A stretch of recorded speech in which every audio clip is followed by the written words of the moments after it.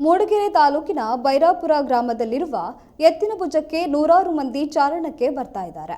ನೋಡಲು ರಮಣೀಯ ಸ್ಥಳ ಆಗಿರುವ ಈ ಎತ್ತಿನ ಭುಜ ನಿಜಕ್ಕೂ ಸ್ವರ್ಗದಂತೆ ಭಾಸವಾಗುತ್ತೆ. ಆದರೆ ಇಲ್ಲಿಗೆ ಬರುವ ಚಾರಣ ಪ್ರಿಯರಿಂದ ಇದೀಗ ಅರಣ್ಯ ಇಲಾಖೆ ದುಬಾರಿ ಹಣ ವಸೂಲಿ ಮಾಡ್ತಿದೆ. ಇದರಿಂದ ಸ್ಥಳೀಯರು ಆಕ್ರೋಶಗೊಂಡ ಪ್ರತಿಭಟನೆ ಕೂಡ ಮಾಡ್ತಿದ್ದಾರೆ. ಇದರ ಜೊತೆಗೆ ಚಾರಣಿಗರು ಕೂಡ ಅರಣ್ಯ ಇಲಾಖೆಯ ವಿರುದ್ಧ ಗರಂ ಆಗಿದ್ದು, ಹಣ ಸಂಗ್ರಹ ಮಾಡಲೇಬೇಕು ಅಂತ ಇದ್ರೆ ಶೌಚಾಲಯ ಹಾಗೂ ಅಗತ್ಯ ಸೌಲಭ್ಯ ಒದಗಿಸಲಿ, ಅದು ಬಿಟ್ಟು ಈ ಪರಿ ದುಬಾರಿ ಹಣ ವಸೂಲಿ ಮಾಡಿ ಜನರನ್ನ ಸುಲಿಗೆ ಮಾಡೋದು ನಿಜವಾಗಿಯೂ ಹಗಲು ದರೋಡೆ ಎಂದಿದ್ದಾರೆ. ಸ್ಥಳೀಯರು ಹಾಗೂ ಚಾರಣಿಗರ ಆಕ್ರೋಶಕ್ಕೆ ಹಿಂಜರಿದ ಅರಣ್ಯ ಇಲಾಖೆ ಇದೀಗ ನವೆಂಬರ್ 14ರವರೆಗೆ ಯಾವುದೇ ಹಣ ಪಡೆಯುವುದಿಲ್ಲ ಎಂದಿದೆ.